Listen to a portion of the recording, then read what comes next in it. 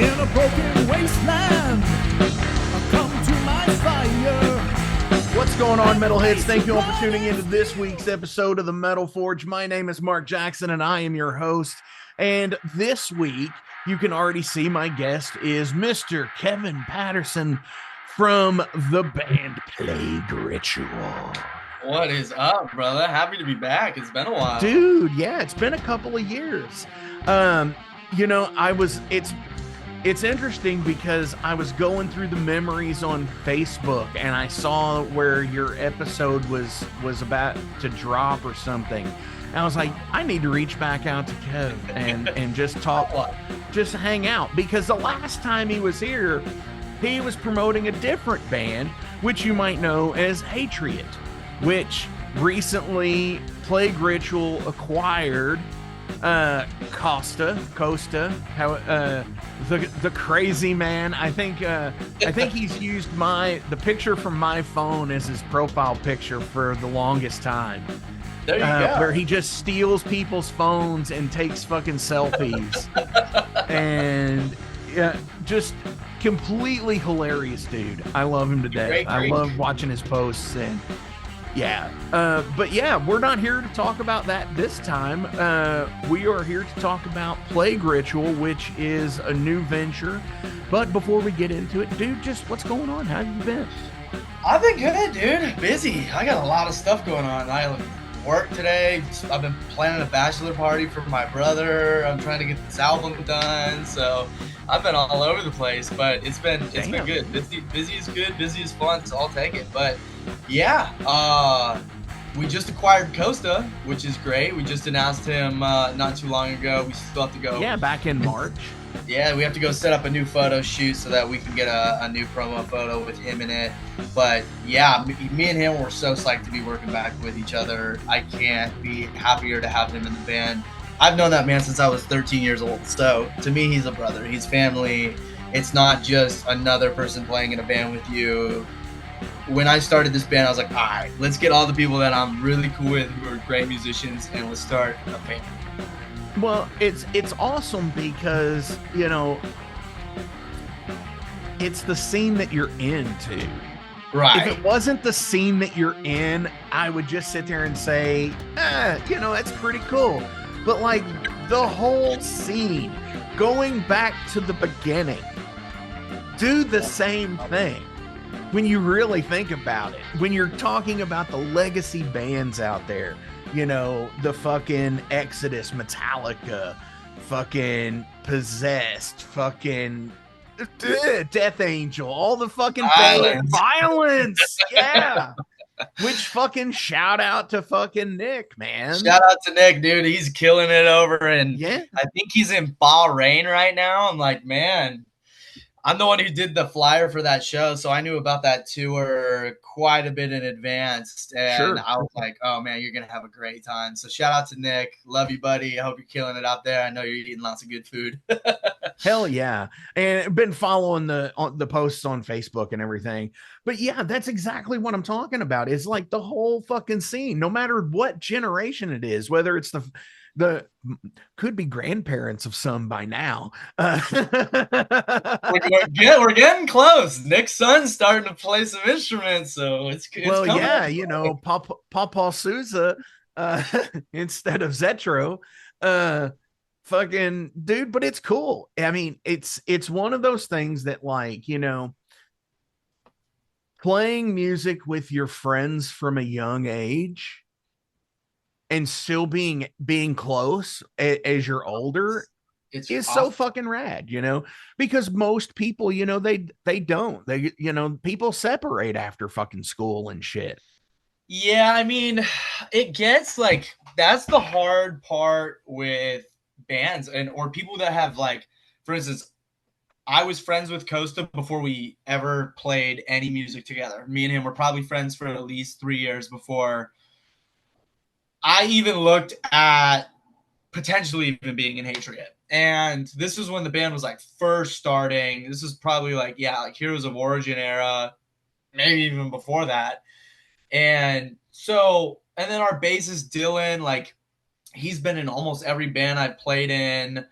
So it's really nice getting people that I've known my entire life, and they want to do the exact same thing, and they're all in for it. They're in for the win, and it's like we all just think on the same page. We know how we You could pretty much fucking ask anybody, right.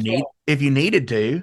Those guys are arms reach away. So like our first song, yeah, I just hit up Phil Demmel. I mean, he has a bar that's I maybe two know. blocks away from my house. So I was like, hey, I'm recording with Juan if you're gonna be in town, because he did Juan did the latest Violence EP, and so Which is everyone knows fucking each amazing, other. by the way.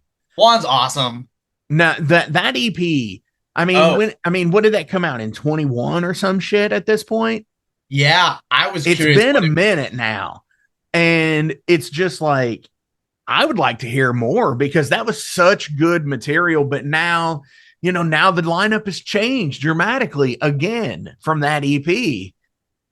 Phil's gone and Nick's in there now, at least for live. Right, right. So what I've heard is, I guess Sean said he wants to write. I think he said he wants to do something a little different from what the earlier record sounded like. He wants to do something a little new, something fresh, and supposedly something is in the works right now. I have That's no clue rad. what. I can't even. I If I had a smidge of something, I'd tell you, but I don't have Oh anything. no, no. I mean, you've probably already said too much, honestly. I've only said what Sean has said You publicly. know how the label shit gets around. Oh, oh, Fuck. I mean, every email I get from a label is bound to fucking secrecy. It's almost as if you have to fucking give your firstborn to them, yeah, even if you're not signed. every email attachment is actually just an NDA. No shit. Yeah, really. By downloading this, you accept our terms of service, and Exactly. you promise to, under litigation of law, that you will not distribute this material.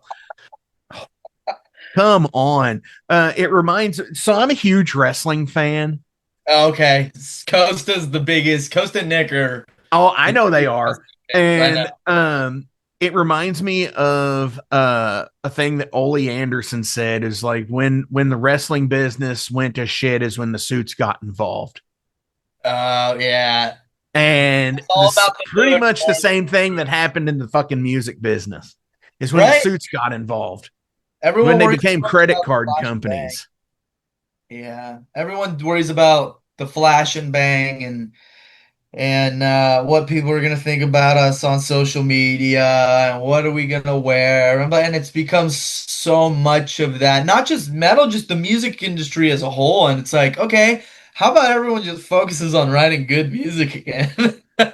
Well, absolutely right on that. But looking at the underground scene of metal, and I mean, obviously everybody's goal, and whether or not they want to admit it or not, has always been those fucking massive ass audiences like fucking Metallica plays to, and fucking, and the Rolling Stones play to, and fucking, any of those bands. So the thing about it to me is just the fact that it's there are so many amazing bands that play on a local, regional, national, and granted, even on a world level. I mean, take Violence, for example. They're nowhere near the size of a Metallica, Of course. but they're playing in what, Bahrain right now. Right, exactly. They're Yeah. So still world fucking touring. heck yeah. It's just not to the same scale. But Right. those bands are out there. And I think with the it's like the advent of the internet, especially in the music scene, has got so much bigger, but people have forgotten a lot of the things that they used to do with it Yeah. before, when they heard by word of mouth, Right. like the tape trade.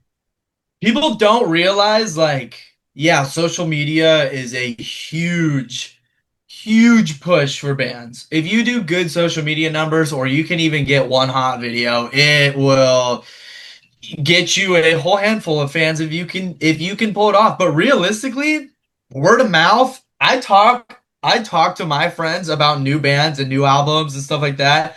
I'd probably tell 50 people in person about music that I've listened to recently than me posting an album on my story, right?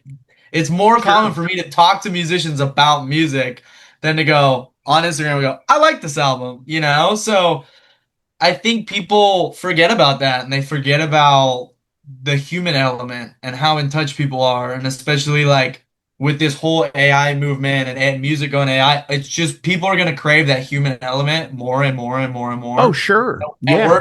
word of mouth is, I still think, the best marketing.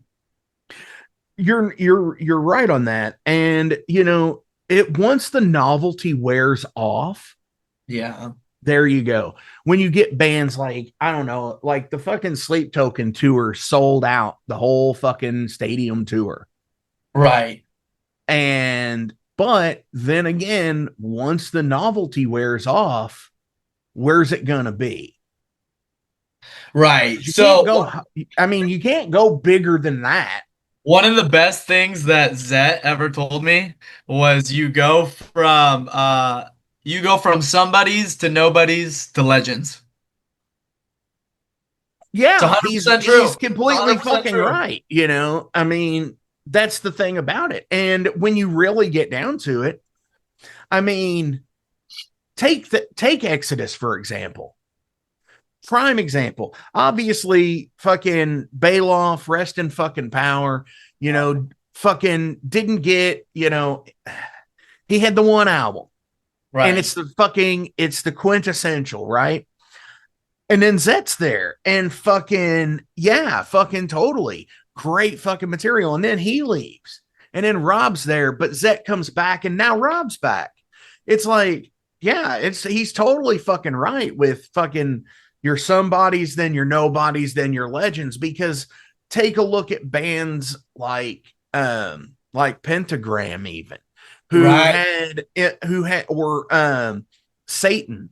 Satan is a perfect example. Fucking I think had, Pentagram too, because they recently got so much hype online off one video went viral and everyone's like in love with them all of a sudden. And I'm like, there you go. They're well, and what's crazy is like with Bobby being canceled I know. with everything. And then, you know, it was almost like I watched a weird transition happen where the canceling majority of people after that video went viral completely changed their tune and were like, but dude was in active addiction and you don't know what that does to people. Yeah. And it was just like immediately forgiven. And I was just like, wow. But my guitar player in Ice Howl mentioned that he did a video on this. And what was awesome about it was he did the thing of saying um how what it was we were going shit, sorry, I lost my train of thought there. Yeah. How he is essentially opened a new generation up to doom metal. Right, 100%. All these young kids on TikTok like see That that are video, they think it's funny, and then like it keeps circulating, and then like maybe the second or third time they see it, they're like, I actually kind of like this song, and then after that yeah. third or fourth time they look them up and then actually listen to the And then record. they get You into, know, you know, and not to mention, you know, they were a band fucking at least a decade before their first album came out. I And they've know. got a ton of fucking like demo recording shit out there, which is totally rad. And you know, I think they're a great second gen doom band, you know, right after Sabbath. 100%. They have the sound, they have the look, they got the riffs. There's Sure. not And much it's more than and what's that. cool about it is there's always been consistency no matter who's been in the band. Right, right. Kind of like with I just got an email from this dude the other day about promoting the new stuff that he's writing. Thor. John Michael Thor. Okay. Yeah, from the 70s, kind of punk infused with metal band. They had a hit, Keep the Dogs Away. Super fucking cool shit. Dude used I'm to not do sideshow familiar, but I'll have acts. to check it out. Dude, there is a documentary called I Am Thor. You need to watch it. I got Everyone needs to watch it because it I know came what I'm out doing now. about 5 or 6 years after uh This Is Spinal Tap Part 2. Okay. The Anvil documentary. Right, This is right. Anvil, or whatever Yeah, it this is is. Anvil. Yeah. Anvil is Anvil, something like that. Because everything has an alliterative title. Um, but no, it's just cool shit, and uh but he was another one, that's went from like a somebody to a nobody to a legend. And I think ultimately with a lot of these labels, like these No Remorse and fuck, High Tank Roller. Rhymes. I'm out of the bay. Tank Rhymes, man, they Toxic Holocaust, Yeah. Full Waste, And what's crazy is they're getting all Discharge. these Like, repress rights. They're getting all these repress rights to a lot of these fucking 70s and 80s era fucking nostalgia bands because they heard them on a dubbed off cassette somewhere, which is rad. Don't get me wrong. And that's fucking cool that they're getting their legend status. And yeah, it's creating income and jobs for older musicians now who haven't milked out the crowd and priced out the crowd of your fucking shows. I'm right. sorry. I love Metallica to death, but I'm Right. almost priced out of ever seeing them again. Right. Like, I mean, I get lucky where we have Aftershock Festival and it's like an Well, I have hour. Louder Than Life here. Okay, so then yeah, it's like if you get Metallica on that, it's like, all right, that's a score because I didn't have to, if I can buy a 1 day ticket for $100, whereas if I want to actually go see Metallica, I'm probably not gonna get tickets because they're gonna sell out in 6 minutes. I'm gonna have to buy resales for $350. It's not worth Right. it. But the I love them tickets to were death. already 175. The last time I saw Metallica on a stadium tour was on a stadium tour was back in 2017, and it was for Hardwired, I missed that and one. it was $165 a ticket flat out, no matter where you were in the arena. It was $165 general admission. That's kind of weird. For floor, And like for general admission, I'd be like, ah, okay. but you still had Oh, assigned seats with it. It was still assigned seats, and it was at Busch Stadium in St. Louis. Super rad fucking place, but it piss poured fucking rain the entire day. And then it started thundering and shit, so they had to fucking postpone the show.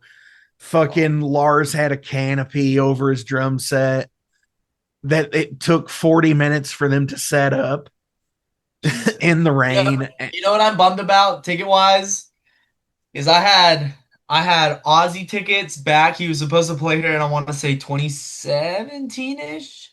I I had had the tickets. Aussie tickets for 2020. So I had 17, then he postponed, redid it, went to 18. 18 went to 19. COVID after that got canceled. And then I had pre-sale codes for his last show, and I had all three pre-sales. I couldn't get tickets on any of them. And I was like, I've never seen Ozzy by himself. Granted, I've gotten to see Black Sabbath, but I mean, yeah, I have a Suicide Solution Ozzy tattoo right here. So it's We should like cover that together. I would be down, dude. Let's do it. Fuck yeah. I'll totally fucking do that. That's probably my that, and honestly, I'm gonna go out and we're just gonna bullshit talk this whole fucking time, I'm fine with everybody. that. We're just two So metalheads chatting it up. we're just two metalheads reminiscing, fucking catching up after a couple of years. Honestly, I would have to say one of my favorite ever album transitions is from Revelation Mother Earth into Steal Away the Night on Blizzard of Oz, because Revelation just fucking does this whole thing and then it builds to this incredible fucking solo and fucking this power metal fucking doomy outro, and then it goes and then it builds. Dun, dun, dun, dun, bum, bum, You know what I love, and I got fucking back goes into slamming in, man. And I love that. I love shit like that. It's very not like him, but I love it. Is on Bark on the Moon. Now you see me, now you don't. The chorus with the highs and the keyboard behind him. I was like, or the synthesizer behind him. I'm like, it just sounds like it sounds so sick.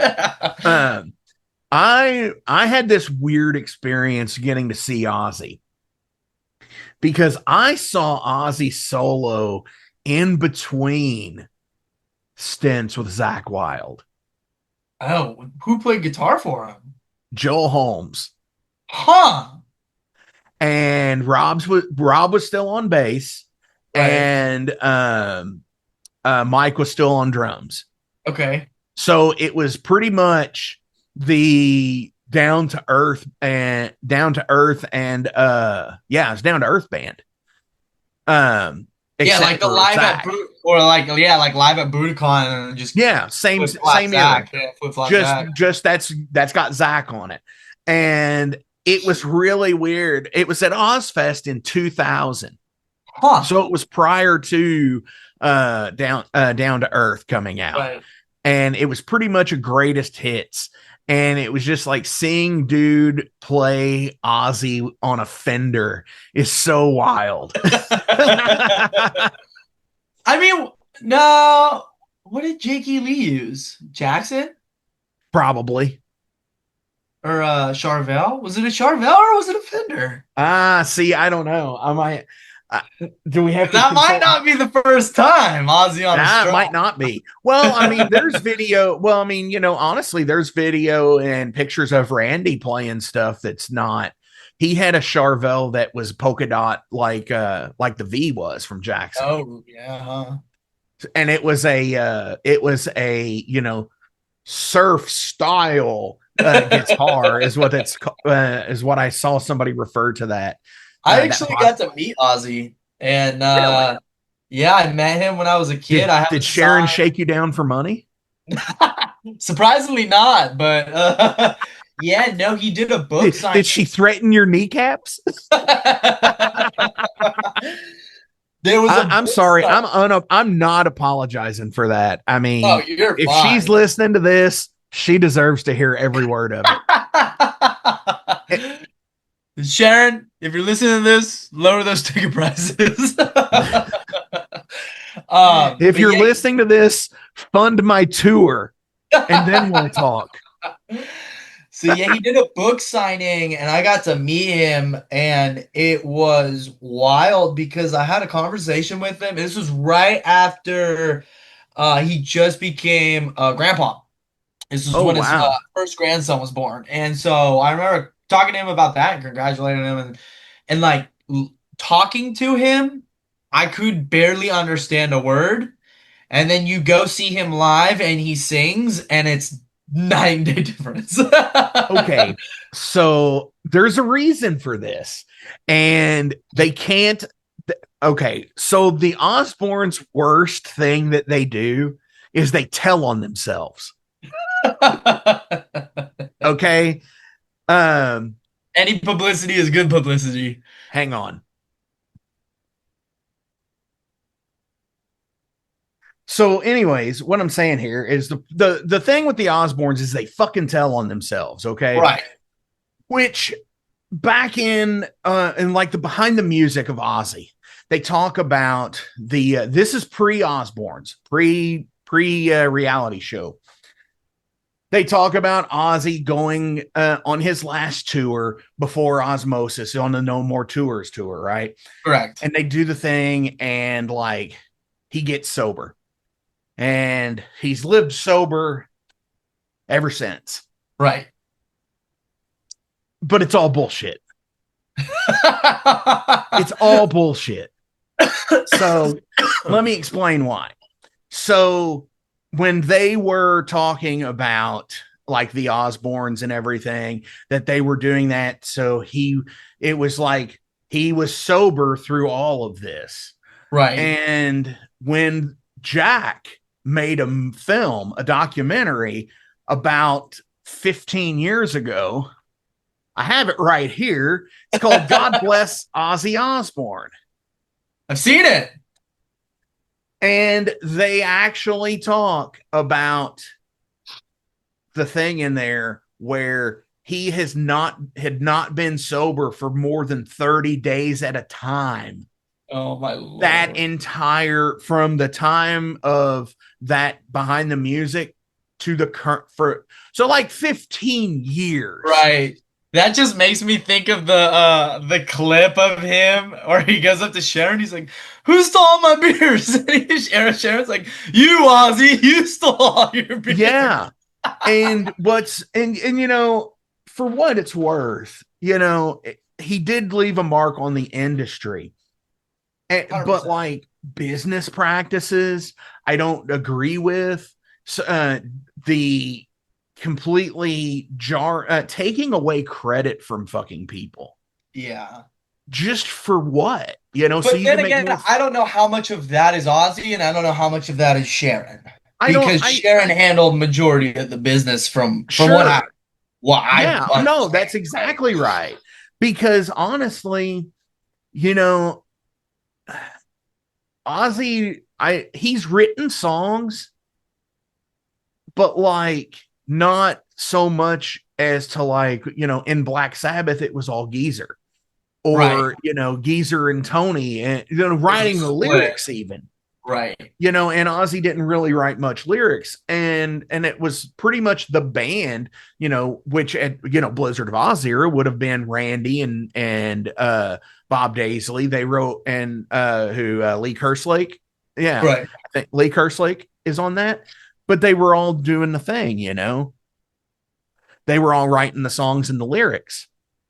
Yeah, I mean, what I've told everyone in Plague Ritual, because that really kind of grinds my gear, that whole so and so wrote this, and we're gonna give them this percent, and this, and we're gonna give them this percent. I told everyone in my band, I said, I don't give a shit who writes what.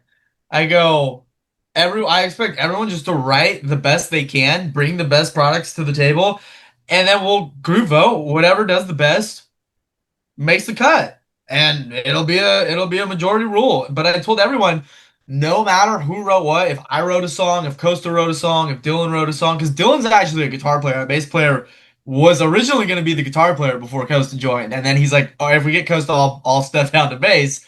But Whoa. I told them all, I go, if for instance like Mark, our drummer, I go, I wrote the drums, but then I give them to you and you make them you, right? Sure. I just write them out. It's the arrangement and interpretation. So I said, if I were to have a completely different drummer, that final project that we did with Juan, the final product, final cut, would not be how it is if I had a different drummer.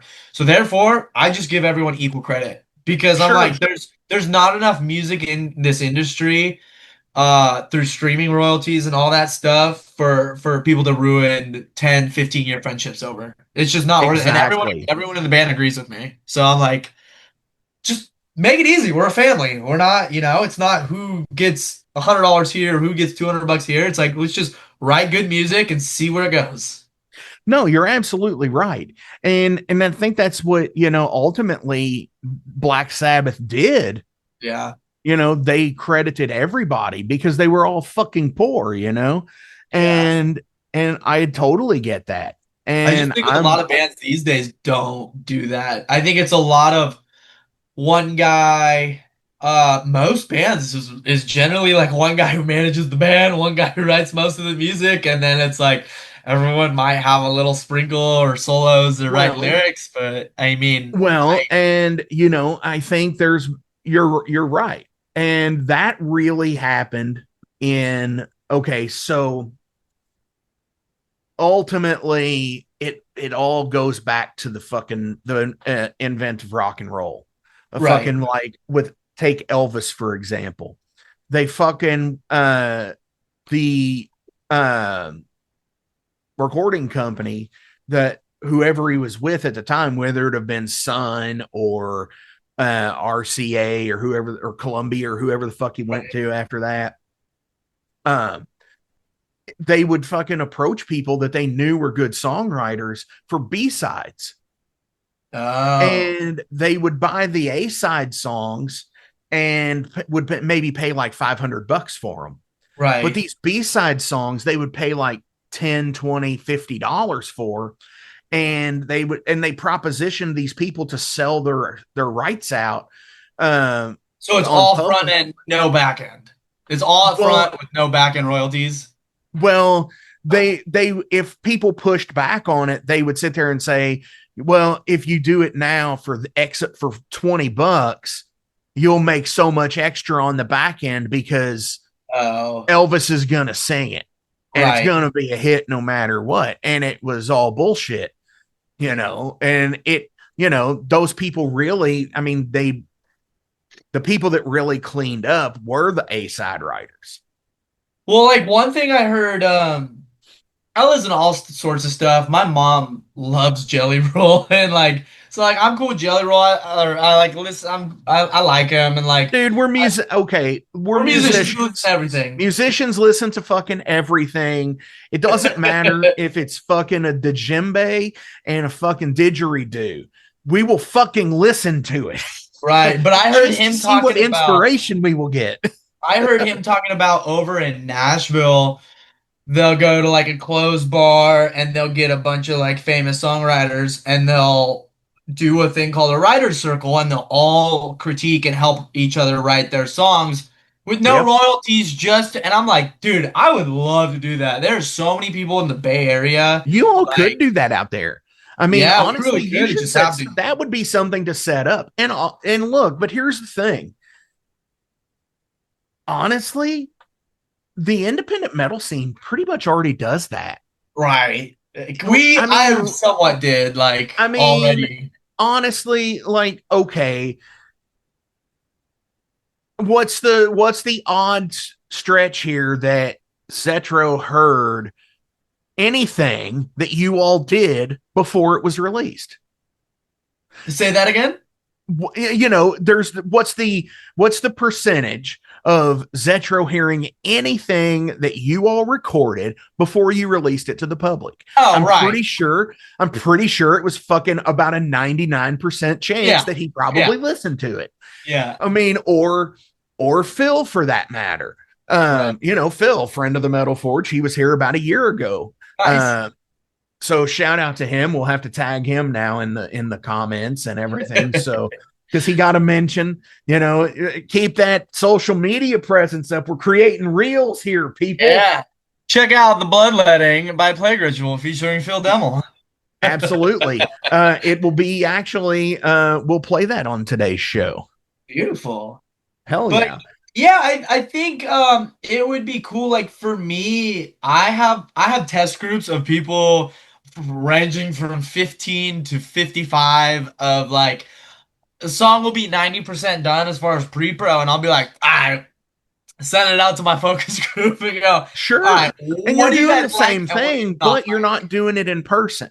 Right. And I get tons of different answers. Like a kid who's 15 is gonna tell me, oh dude, the breakdown in that song is the greatest part. And then the guy who's 55 is gonna be like, I love the chorus. I can sing along to that all day. So it's like, that it's different Yeah. opinions and it really helps. And then as far as like what I said about the writing circles, like when I first started Plague Ritual, when Costa first left Hatred, he was going to start um like A an old Britney school death metal Spears band. cover band, wasn't it? Yeah. That I And mean, I know I saw like album artwork, I think, that where he was in the school uniform. I'm completely fucking with you. I'm just doing uh this to see if Costa listens. oh, he will. He'll hear this.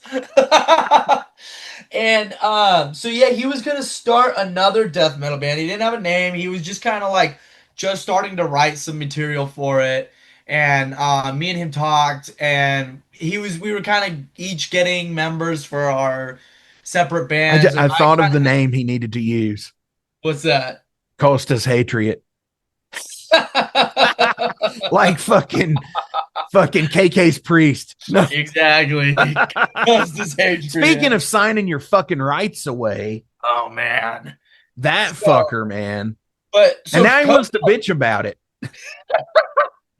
Costa was originally gonna help pretty much critique my writing. So, not such as a writing circle, since we're just really good friends and that guy is a machine of a songwriter, I was like, okay, anything I write, I'm just gonna send you the album before we go record it, and I'm gonna send you all the pre-pro, and then whatever you think parts you lose your attention or parts that could be better, just make notes for me.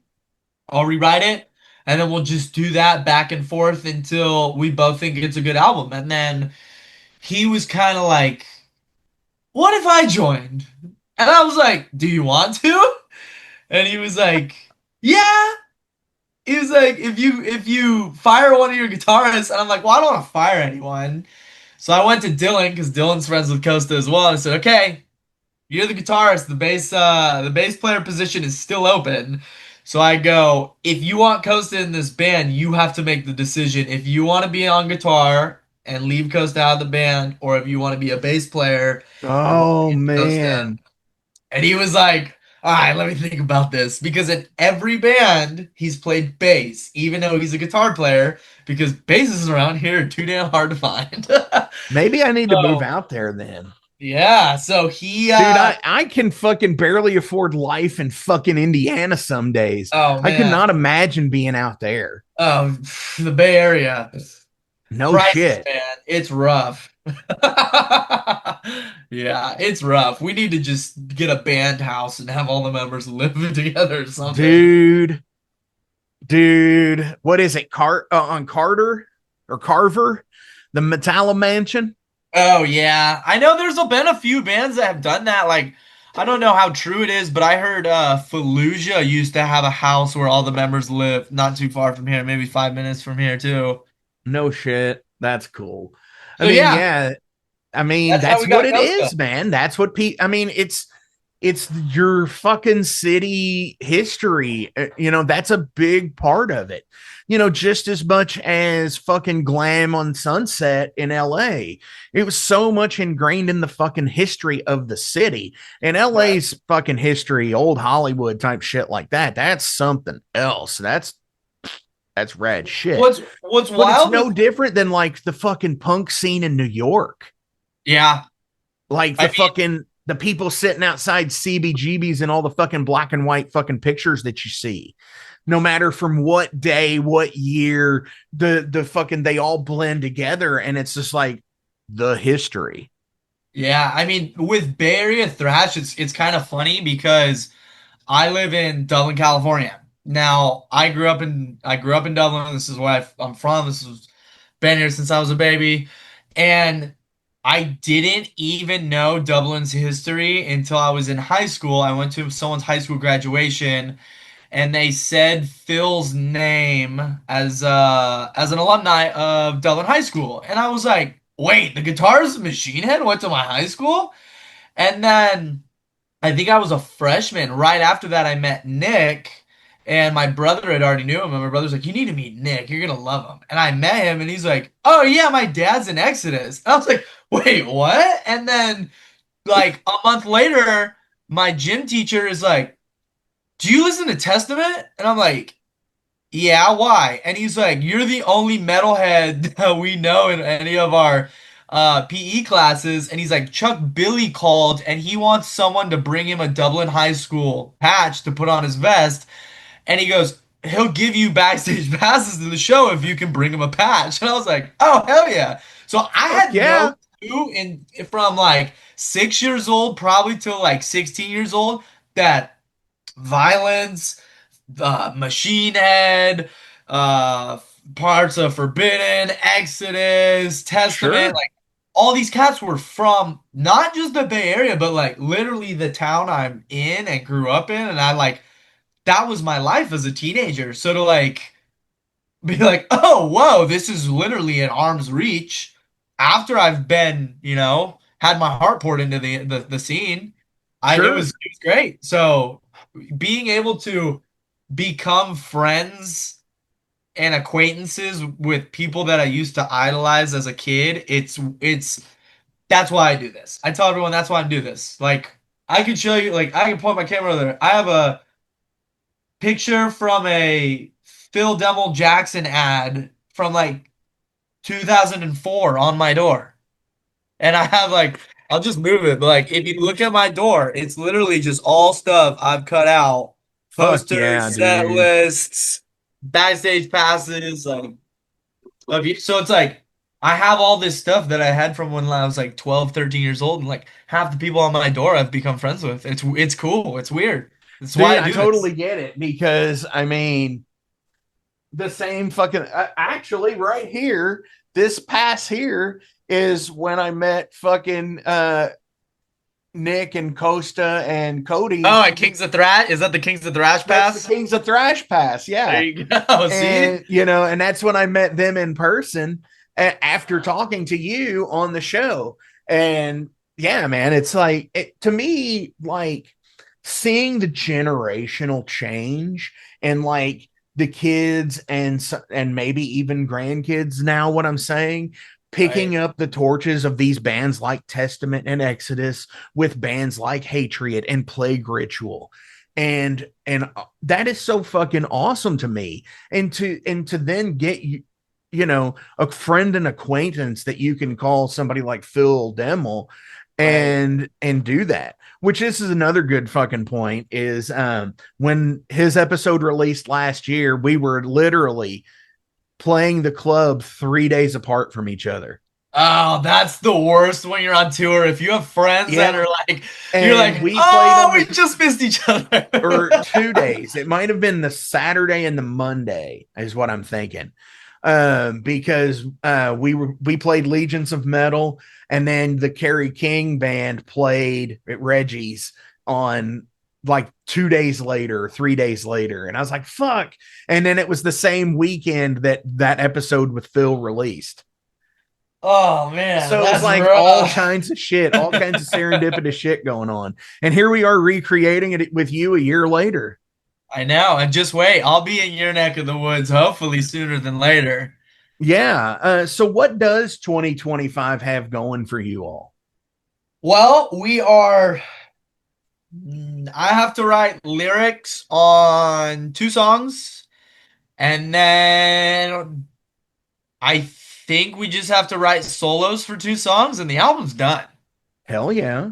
So I'm trying to shoot to start recording, probably first, second week of July if we can get the ball rolling, at least, get some dates scheduled, stuff like that, so we can at least get the drums tracked. I know we're gonna go with Juan for a lot of the engineering, Sure. and then we're gonna shop out probably who's gonna do the mix.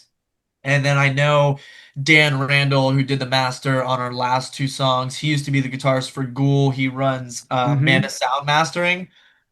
He does great work, and he's done like Violence, Are you Sodom. sure he's in Ghoul? He used to be. I mean, I'm pretty sure. let me get the wink in here. Are you sure he's in Ghoul? Yeah, but Because he's a I great dude. He does no, great now. it's when you fucking sit there and you have like the fucking alternate the fucking alter ego Oh yeah, fucking like yeah, Doc yeah. Sewage, fucking Doc Sewage isn't in Ghoul either. Who's Dave Brocky? Yeah, right. He's actually, he was that guy who played in that band that opened for Gwar called the Dave Brocky Experience. There you go. So That's who that is. And yeah, you know what? That's a cool fucking concept as well. The concept of Gwar and essentially Kiss at this point, creating characters. Midnight is another one. Savage Master, I love Midnight. the mentors, bands that play under masks or face paint or stuff like that. Trust me. I thought about it.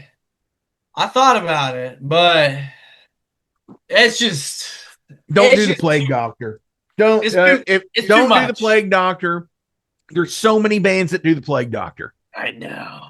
That's my thing, though. I got a tattoo. I collect all sorts of stuff. So I'm like, that's kind of where the name came from. I was just like, all right, I have all this shit. I need to that play makes on more this. sense now. Yeah, so that makes more sense. But maybe, you know, and honestly, when you seriously think about it, I mean, look at Hatred over the last couple of years. They've adapted a face paint scheme too. I know. And it's awesome looking. It was so great in the fucking promo shots and everything. But like, to me, it lends to a mythos to a band, Right. and B, you know, I know like Dave Brocky said that it was basically characters, so you never knew who would actually be playing that role of that character. Right. And essentially, the band could go on forever, which, you know, that was one of the things that he had said. And obviously, like, if you look at, there's been multiple people who have played like Beefcake. Right. 100%. Yeah. You know, one of them was from Louisville here. He's in Belushi Speedball. Jamie Land played Beefcake for years. I know Belushi Speedball. What's that? I know of Belushi Speedball. Yeah, absolutely. And that's the whole thing where, you know, creating a mythos to the band. So yeah, do that then. That's totally rad. But there's other bands that totally do it and just like no sell it. They're just doing it to do it. Right. You touched on the Gene Simmons or the Kiss. I'm just touching back on what we were talking about earlier, going from somebodies to nobodies to legends, where that's why during Lick It Up they took off the masks and took off the face paint, was because they were starting to go to the nobodies, and then they took it off and they had to come back as legends, you know. And honestly, you know, I'm gonna say this. That is when I think they really shifted into a metal scene. Yeah. Kiss released metal in the 80s and the 90s until you got to Psycho Circus. They put the makeup back on then. But, you know, when you have songs like Heaven's on Fire, whether it's hair metal or it brushes up with fucking heavy metal or thrash metal, because there's some stuff that does. I mean, it's what it is. But like that's when I love seeing that transition, but essentially they're doing the same thing what Guar was doing with Tommy Thayer and Eric Singer, you know, where they're both playing Ace's part, the spaceman and the cat. Yeah. I want to see them do reunion. I want to see them do their next makeup reunion where they're going to have like Vinnie Vincent's role as the Ankh Warrior and the Fox. And they never bring those characters out. Why not? No, they probably won't. I feel like never will. Just Gene has dude, Gene has a spot in his heart. Talk about doesn't want to open. Dude, I'm like a fucking superhero nerd. I mean, I've got fucking wrestlers and shit on the walls and shit. You know, toys on the desk, whatever. But like the Harvey Dent of fucking metal and hard rock is Kiss. Yeah. And what I mean by that is you either die a hero or you live long enough to see yourself become the villain. And that is fucking Kiss. That is 100%. Couldn't have said it better. I mean, Jesus fuck, man. Dude, we're going to play a song before we go to Derailed, which we've pretty much already derailed. So what do you want to play? Pick a random song? No, of yours. Oh, of ours? Plague Ritual. Let's do Bloodletting by Phil. With Phil. All right. Boom.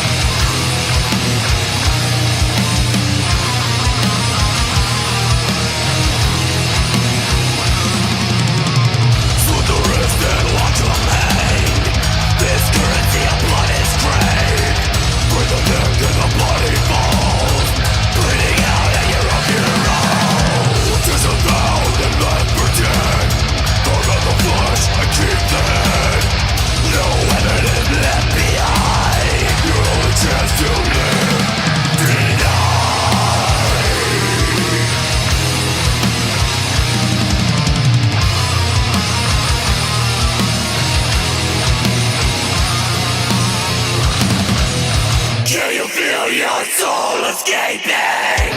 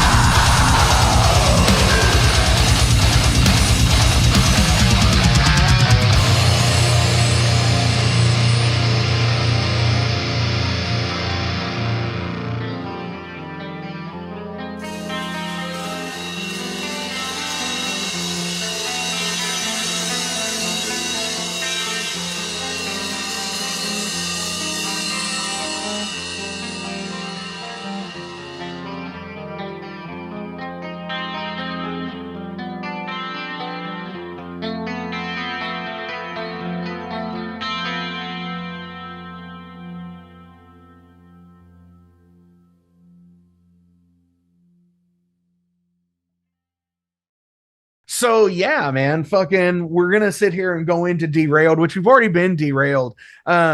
So you're wanting to record around July, dude? That's rad as shit. Yeah. And I mean, you've got shows coming up. We have a festival or two that are in the works. One here on the West Coast, one potentially on the East Coast. Hell Uh, yeah, we have another show in Northern California that is going to be getting booked here in the next month or two. But I don't want to book too much stuff before the album's done. I really sure. want to get this album done, recorded, get it Well, yeah, out, it's a and statement. and come out of the gate hard, come out of the gate with vinyl, sick vinyl, merch, all that stuff. So people know we ain't Red fucking. blood splatter vinyl. I'm hoping. We're gonna do some sick stuff. I will say, I will drop this now. The artwork is not done, but Paulo Girardi is doing the artwork. That was one of the things that I brought to Hatriot when we first did From Days Unto Darkness. That was Uh-huh. actually supposed to be artwork from me and Nick's previous band called Sudden Loss, Sure. and I had gotten that artwork done. That band broke up. I joined Hatriot, brought that artwork with me, and then we used it for Days Under Darkness, and we continued to use Paulo. And he's my favorite painter, so I'm like, Dude, I'm sticking with him. That's my guy. dude, totally, man. Fucking, I totally get it. Fucking Evil Dead. Ed Repka does all their Oh, stuff. dude, I love Ed Fucking, Repka. Repka is fucking great. Fucking Joe Pentagano, shout out fucking Motorhead. Or Fucking Bay Area dude, Desmond Despoys, Toxic Holocaust, bands like that. I think Fuel by Fire, Andrei Buzikov. yeah. He's awesome. Uh he used to be in the Bay Area, but he's no longer there. Uh Shout out to another fucking amazing artist who has done amazing fucking work for a lot of Bay Area bands. Pusshead. Oh yeah. Yeah. Fucking he did a Louisville band artwork, King Horse, on their self-titled release, was actually produced by Danzig, and Oh everybody yeah. hates the Danzig produced version. I love Danzig. He's one of my favorite artists of all time. I mean, People love him or hate him. yeah, they do. They do. And I think he gets, I was talking with Adam Neal a long time ago from Savage Master. And you're familiar with Danzig's film career. Correct. Yeah. Death Rider in the House of Vampires and the Yeah. fucking the other one that he did. Um it comes to me like he gets clowned on just because he is so serious of who he is himself. Yeah. I think that's part of it too. But like He takes himself so serious that people clown on him because of it. And like, but you have to look into, like, if you look at his films, they're almost like porn without, like, 70s porn without the sex. right, literally, yeah. Yeah, I mean that's really it. And but you got to think at some point he thinks it's amazing cinema, like he's Right. fucking the next fucking like George Lucas or fucking. But to each their own, man. Yeah, and that's great. Don't get me wrong, that's awesome. But I ain't a Beyonce fan, but yeah, but she's doing country fucking music. There's your fucking think tank in Nashville. Fucking imagine that fucking get up. Oh, I don't To know fucking Beyonce. I could probably try. no, like fucking like, oh my gosh. I mean, but let's look at it like that. If you really look at modern country music, and honestly, country music from at least the 1980s Oh, it's great. on they have adopted the pop and like the pop mentality of writing, where it's teams of people doing fucking, and like whoever plays in, say, the fucking Stillwater or Still River band and fucking Garth Brooks's band, or whoever plays in fucking Ace in the Hole band from George Strait, doesn't fucking matter because they're not playing on the albums. Another thing is, me and Nick used to always call it Britney Spearsing, where Yeah, where the song is realistically two verses and one chorus, and each verse repeats twice, and then the chorus repeats 3 to 4 times, and that's the entire song. sure. And it's like, Yeah, and country songs used to tell a story, and now they've adopted the Britney Spears thing, where it's like, exactly. oh, we're just gonna have a bunch of sing along parts. Well, or they do. There might be a third verse, but it's like the same as the that fucking Henry VIII, It's same as the different first. lyrics, yeah. It's like verse 1 and verse 2, and then verse 3 is verse 1 again. Right. And getting into that stuff with music is always interesting to me. It's like I used to adopt like a Motorhead style of writing, where there used to be in a lot of Motorhead songs, whether they're 2 minutes or 5 minutes or Right. whatever, they're usually intro, verse, solo, verse, chorus, outro.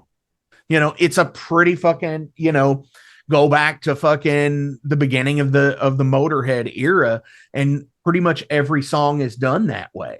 Yeah, And I like to pick different songs or artists, and then like I'll sit down for a day with pen and paper and go, okay, what is the actual structure of this song? And like I will break down, okay, this plays twice, and I'll break down random songs because I'm like, I don't want to be the guy and just get ideas of structure, because I don't want to be the guy where every song is the same structure, or every song has the same vocal sure. cadence or stuff like that. And like talking about Britney Spears, and we have a song on the record. It's going to be called Plague Ritual. And because the song is named after the band, I wanted it specifically to be a very Yeah, sing-songy, crowd repeat kind of song. So it's like, sure. I had to go out of my way to be like, okay, I need to write a Britney Spears song. Yeah, I mean, Lyrically, structure, you've not literally got to and that's what nobody really, that's a non-musician out there that listens to this show. That's where you really get into the thing of when you have to pick up the instrument, and like you have to write like almost like the melody on the fucking instrument too, just right. to be able to get your vocal cadence to the way it needs to be when you write a sing-songy type thing. So because how me and Costa do it is we do grunts. So like say we have a verse and the verse is playing, we'll go da da da da da da da da da da da da da da da da da, right? And yeah, we'll sound out what the vocal cadence should be that's over what the I do. instrumental. And then I'll go, okay, it needs to be 6 4 3 2 1 6 4. And then I'll go back and I'll go write the lyrics to the syllable count. Yeah, that's when Overload is doing the thing, and we get in the groove of playing some fucking awesome jams, and I start to do the fucking blah blah blah blah blah blah blah blah blah blah blah blah blah blah blah blah. Every musician knows it. And it's just like it goes into what's really funny is when Mike, my drummer, when if I don't immediately go into where I'm thinking, he goes completely fucking opposite of me, and it'd be like, it's like fucking King Diamond. I'm like, I can't get that fucking high, dude. Well, I can't get any higher than I am. what's good with me and Costa is writing wise, we can like if you listen to like any of the stuff that I touched on Veil of Shadows or like 25th Hour, stuff like that, like if you listen to that, it's very similar to how Costa writes. If I channel him, I can write like him, but as far as writing in our own ways, I'm very like Machine Head, Lamb of God, that the Haunted, At the Gates, that kind of stuff Sure. mixed with old school death metal. Costa is like the Kill Switch Engage a little bit era Yeah. stuff like that. He's very picky about it, and then it's like old school death metal, hair metal, and that's like I like hair metal, but Costa's catalog and where he gets a lot of his influence is hair metal, and lyrically he's a big Carcass guy. So like if he writes lyrics to a song, like he wrote lyrics to one of the songs going on the album, and it's very Carcass style, and I'm like reading the like I listen to the song and I'm like, okay, I kind of got the cadence down, and I look at the lyrics and I'm like, how the fuck did you break this up? I'm like when you hear it, it sounds fine, and Dude, then you look at the lines and where the breaks and pauses are and how the words are stretched, and I'm like, oh I don't, shit. yeah, when you don't, okay, yes, But what it gets me, works, and I don't write it like that, works, so but it's what good gets to have me those. is like when you write with somebody and you say a word, but your cadence in saying that word is different from one another. Oh, I know. Yep. That is interesting because when they say it and sing it, it comes out one way. And when you do it, it comes out the other because of your natural cadence comes in. Like I've always hated a words like away Oh because yeah. they come off like away, like really There's so flat. many ways that you could do it too. There's so many And but ways you like can play I've with it. always hated words like away, belay, stray, day, I'm gonna. may. I want to look up. I want to look up one of the words. Because me and him, But then we again, I put fucking like myriad in a fucking song or malevolence. right. So I use a lot of weird, intricate words when I write lyrics. So I'm used to it when I write songs, but like if someone else throws it at me, I'm like, what? I can't find. I'll pull it up later. But Sure, sure. we had a it was like two short words and then a long word, and the long word wasn't even long. It was like haunted or something like that. And Costa pre-pro'd the vocals himself, so I would know the cadence, and then he came over when I tracked my vocals, and we were going back and forth on this one part for like 20 minutes. And he's like, no, Kevin, you're not. And he's like, and he does it into my mic, and I'm listening to it. And like, I was like, no, dude, I got this. I know it. And every time I go to do it, it just wouldn't be right. And I was like, I swear to God, I know it. And then he had to do it again, dubbed it over me, and then I had to follow him. And then I was like, wasn't I doing that? And I listened to my first take and I was like, oh, and it's just so slightly off Yeah. that it's like, you wouldn't be able to tell, but he's like, no, it needs to be that way, or you're like the breath where you need to take the breath before the next line isn't gonna work. And I'm like, oh shit, okay. And Dude, you're gotta you're get into the absolutely nitty right. gritty. That's the wildest shit out there, because and here's the other thing, like double tracking. Oh man.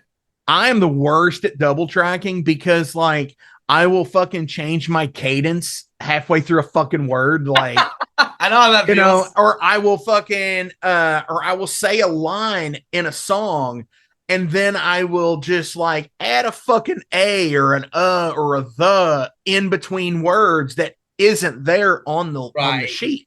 And it's like my brain just going and in the blah, and blah blah blah blah. Well, and it was really weird that was probably my biggest struggle starting Plague Ritual was like when I started this band, it was just like, all right, I'm just gonna write, get some homies, whoever doesn't want to do it, I'll just fill their spots with hired guns, right? And I'm just gonna write and do all that, and we'll just take it how it goes, right? And that was kind of how it started. And then I got Dylan, I got Ben, I got Mark. So the Dylan on bass, Ben on guitar, Mark on drums, and then I played guitar. I originally had someone in mind for vocals, and then they backed out. They were in, and then they backed out at the last minute. And I was like, "Well, I used to do the backups for Hatred, and then Sure. live I would do the lows, right?" So I'm like, vocals aren't new to me, but being a full-on vocalist and a And a frontman guitar player. is. So for me, being a musician, listening to everything, I'm not just a metalhead. I listen to hardcore. I listen to stuff like that. And I always liked frontman that didn't have an instrument in their hand because I feel like if you want to control a crowd and be energetic and get in people's face and really make people remember you and get in their face and show, like, be a part of the crowd, it's harder to do with an instrument in between you and the crowd. So I was like, all right, if I'm going to be the vocalist, let's hammer down. And I practiced vocals for like 6 months of all these different techniques and really just kind of dialing it in because the people who don't know, you have to learning metal vocals is like learning an instrument. It's like learning guitar because otherwise you will fuck Fuck yourself yourself up. up. Absolutely. And so even like probably until Costa joined, I was still on the fence if I wanted to be the vocalist. And then like I sent it to Nick. I sent it to Costa. Like everyone heard it. I sent it to Juan, our producer, and he's like, "No, dude, it sounds great." And I was like, still hesitant. We went and did the two singles with Juan, and I pretty much one tracked everything. And he was like, Yeah. "Dude, you're killing it. You need to stay on vocals." And then when Costa joined, he's like, "No, your vocals fit. You need to stay on vocals." And I'm like, all right, fair enough. Because I really didn't know. I'm like, because I'm still gonna write instrumentally. I'm still gonna write. That's who I am. I'm never gonna give up guitar. And Sure. this band is my baby, so I'm still gonna write instrumentally. But live, everyone was kind of shocked. They're like, "Oh, you're just gonna be the vocalist." I'm like, "I'm just gonna be the vocalist this time Dude, around." fucking jam it the fuck out, man. So That's what it's about. some people are And excited. I definitely am, because hey, metal needs a shot in the fucking arm.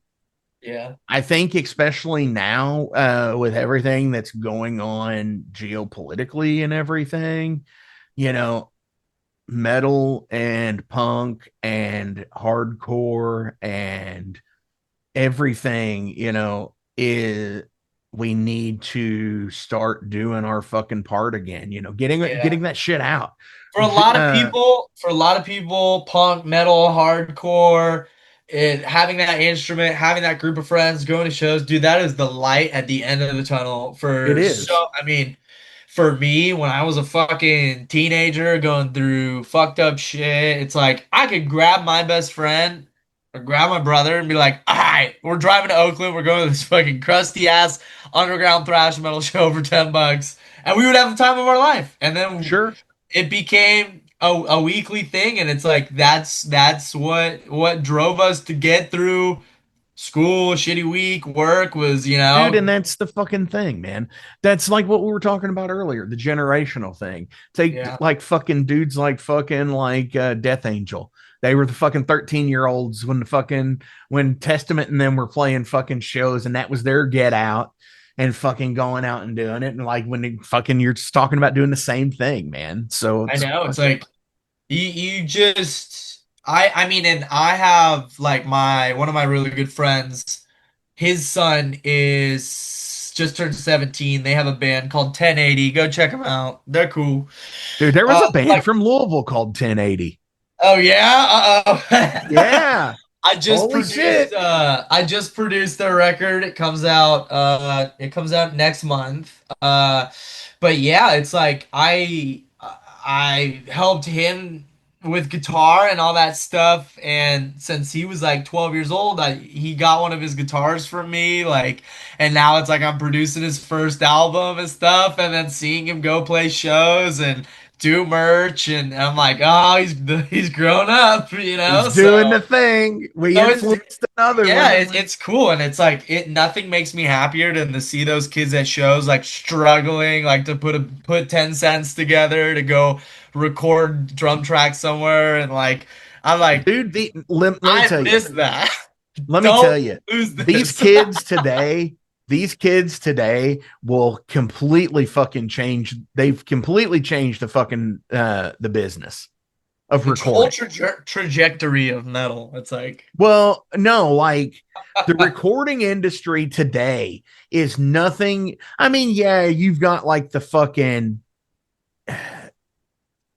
when you're taking away fucking bands like fucking like the pop scene and shit like that, when you're seriously looking at metal, I mean, even Metallica's quote doing it at home. right, literally like so with I this mean, album, you're like fucking what? You're fucking 12 blocks away from fucking HQ or some shit. or No, like all these kids are recording from home or self-producing or going through self-distribution companies. they're playing fucking dude, like e-kits today are so much better than they were fucking 10 years ago or 20 years ago or even fucking 3 or 5 years ago. They're so much better because the technology has changed. Well, like my dad's And band, they just did a whole album on their laptop. First time, yeah, just got Cubase, just learned how to use it. It took him 2 years to a year to learn how to do it in pre-pro and a year to actually sit down and learn how to mix it. And it's like and start to honestly, scratch. Did a whole album in 2 years, not even knowing how to do any of it. exactly. And honestly, the quality when you base it against albums that have stood the test of time, even just even shouting out on the Metallica front, Ride, Master, Justice, Black, the Right. quality is there. They were splicing fucking single drum hits, single snare hits and shit and tape on that fucking Black album. Flare, So South of Heaven. Oh my God, that drum tone. I tell yeah. people like first the kick drums. I have a like really done up sound system in my Jeep Wrangler, but like the for how old that album is and how it was recorded, like those subs hit, or the kicks hit perfectly on my subs, better than half the modern records that I have today. Oh, sure. Yeah. And honestly, I think it's partially where it was recorded, yes, Yeah. but I think it's, mic placement is another. But then again, you can actually sample that kit now and play it and use that fucking tone on an e kit. Or like And instead of spending a couple $1,000s and getting a cabinet, gutting it, and putting the speakers you want into it, you could just go, I want this cabinet in this room with these speakers. I want this, or I yeah, want this and speaker and in this corner. honestly, Like it's too easy. it really is. But the thing about it is like there are so many awesome things that are coming out regardless of the technology. And it's, film is the same way, Right. As when far you as take, CGI. well, no, not even just that, ultimately as musicians, we're independent filmmakers too, because we have ideas for music videos and shit. 100%. 100%. Yeah. So I mean, that's like the whole fucking thing. You've got to do the whole package. You've got to do this. It's everything now. And Right. it's probably never been easier to control it as now as it has ever been, especially on an independent level. Right. I think with this album, we're trying to do it as we're not signed yet. So we're trying to do it as low cost as possible without compromising any of the quality. And I think what we're gonna do is have drums tracked by Juan, probably Sure. vocals tracked by Juan because I love working with him as a vocal engineer. For those who don't know, he used to be the vocals for Vile. Mhm. Um, and then I'm gonna record all the guitars and bass myself. I have all the stuff to do that, so might as well take advantage of that. And Well, then yeah. just have a friend of ours who's a producer put it all together and then just shop out someone to mix it. It's like, Yep. we're gonna That's do it what you do. I mean, pretty quick, and and and honestly, there's people that you could reach out. There's people that we could all reach out to these days because, and it's really all about one thing: how much money is involved. And I hate yeah, to be that guy, but that's yeah, really where it is. But I mean, you could fucking reach out to somebody like Greg Fiddleman. I mean, he's in your town. 100%, 100%. And like a lot of these guys, like I have already started shopping out people. Like I some mean, of I these would love to work with Cameron Webb. some of these big name producers, like you guys would be like, oh, they're untouchable. Like I've gotten some quotes from people, and I'm like, no way. I'm like, that's totally affordable. Let's go for it. Like, and Sure. it's like, so, sometimes perception isn't everything. For the youngsters out there, I mean, there's probably producers, artists you want to work with. Sometimes you're honestly a DM away. Sometimes a lot of these guys are willing to work and help out young bands and stuff like Yeah. that because they want, like we talked about, they want to see that third generation. They want to keep this machine going. I mean, that's just like I used to have a book, and I don't know what would ever happen to it. I think I lent it to a friend and never got it back. But it was the complete like collection base of like Nirvana. And what it was is it went through and talked about the creation and production of every album Wow. in the book, like down to like how meticulous Kurt was on like the funding and the budget of everything. That's Like crazy. when they went to record Nevermind and recorded with Butch Vig, his fee was $60,000, Holy shit. and that was in 1990. Right, that's what I'm thinking. I'm like, Jesus And Christ. I think they had $100,000 to make the album. Well, and that's one thing where it's with labels, it's become it's rough. I mean, it's rough. Juan sent the first three songs we did to Monty Connor, who used to run Roadrunner Records, and now he runs Nuclear Blast. And he said they're a new band. They don't have any numbers. I love them. I can't do anything. And but right now, as of now, can't count me as a fan. So I go, okay, cool. I'll take it. If he likes it, I'm happy with that, right? Yeah, there's But nowhere to go but up.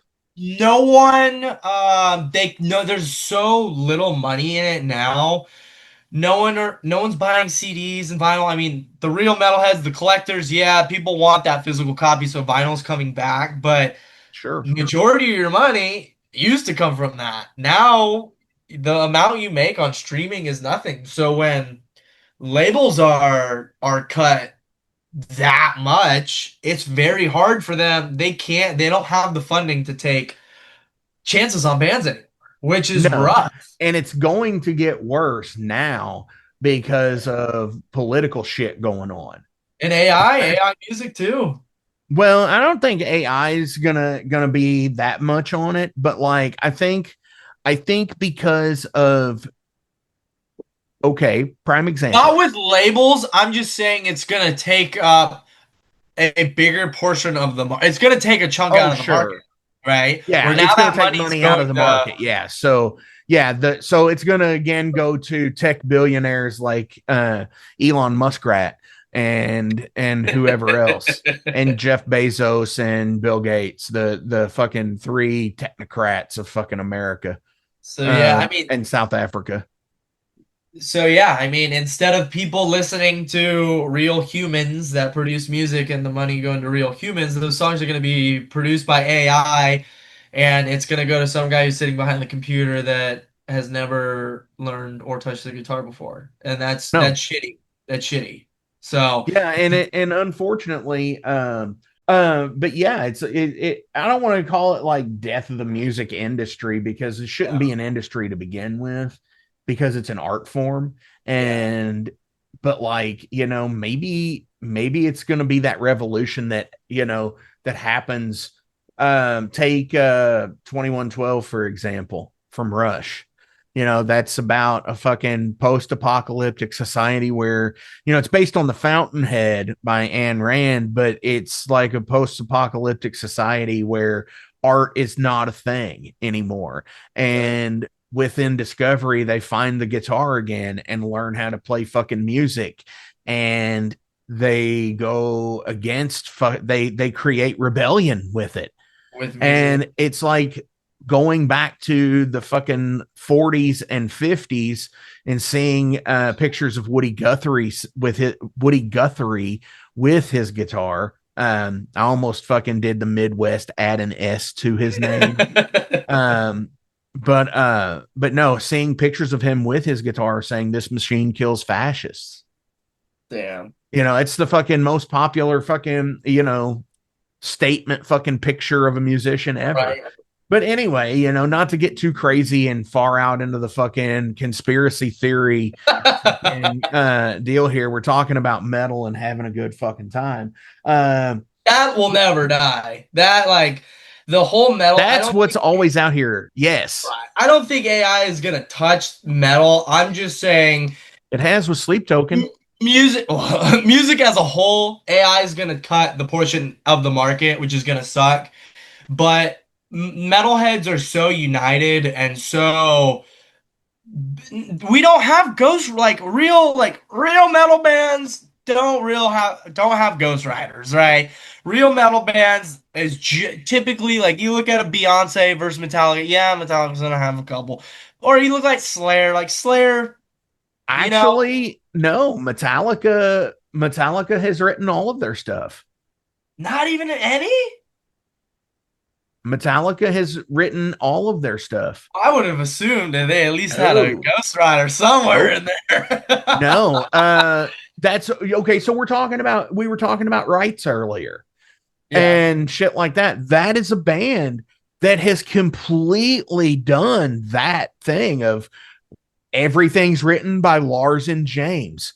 Oh yeah, you're right. You're right. Everything's written by Lars and James. And occasionally you'll get a Kirk in there, you'll get a Jason in there, you'll get a Cliff in there, you'll get a Dave Mustaine in there. Technically, you could say that he was a ghostwriter for Metallica because he's not on album, but yet but he is credited. Yeah. But he is credited, and despite fucking almost a 50-year career to 45 years at this point, he still remains credited, and he's still making fucking probably tens of millions of dollars a year off of those fucking rights, for like Metal Militia and Call of Cthulhu and whatever fucking else he fucking co-wrote with them on Kill 'Em All. I think metal's just gonna be untouchable from that. I think real metalheads like they don't want anything to do with that. No. They want the pure, they want the nitty gritty, they want the good, they want the bad, they want the ugly, they want all of it. So it's like Sure. it's such a brotherhood. Like I think go it's to bands any that brush show. with pop that have the Ghost Riders. What was that? I think it's the bands that brush with pop a lot of times. Yeah. And it's it's not more metal bands, but it's more bands like Aerosmith. Yeah. Aerosmith, I know for a fact, has used fucking writers outside of the band. Bands like that. I would almost be willing to say that Def Leppard has probably used some. Right. But like, even like, but here's the other thing. Like, you get past just the metal aspect of it, and you go into like old school shit like Woody Guthrie, Bob Dylan, real protest era stuff, Yeah, and folk era stuff, real Americana music. They're not going to be affected by that either. And that's because true. they're the ones who singer songwriter types like the James Taylors And and storytellers, yeah. yeah, the real, and even the ones that, like Willie Nelson, it's Right. not gonna, Willie Nelson, has always had a huge band, but like, I don't think he's ever ghostwritten anything. He might have written for other people, like Lemmy was a ghostwriter for Ozzy. I know. And, honestly, it's one of them is probably Ozzy's biggest hit other than Crazy Train. Mama, Mama, I'm I'm coming coming home. home. Yep. And oh man, what's the other one? They just did an anniversary one like a year ago. Lemmy. Okay. So, Hellraiser. and Desire. That's yeah.